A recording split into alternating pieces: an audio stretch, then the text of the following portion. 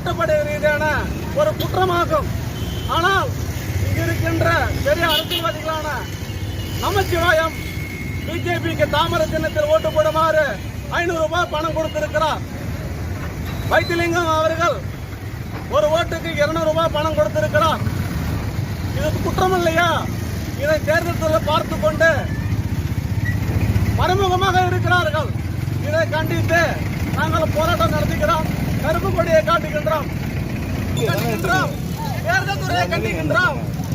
என்னை போன்ற ஏழை விவசாயிகள் ஒரு நல்ல நியாயமான முறையில் தேர்தல் நடத்தும் என்று சொல்லிக்கொண்டு இந்த தேர்தல் துறை ரோட்டில் போகின்ற வண்டிகளை மறித்து மட்டும்தான் செக்அப் பண்ணுகிறார்கள். ஆனால் ஊருக்குள்ள நடக்கின்ற அநேக தட்டு கேட்பதில்லை. ஓட்டுக்கு பணம் கொடுக்கின்றார் வைத்திலிங்கம், ஓட்டுக்கு பணம் கொடுக்கிறார் நமச்சிவாயம். அவர்களை கைது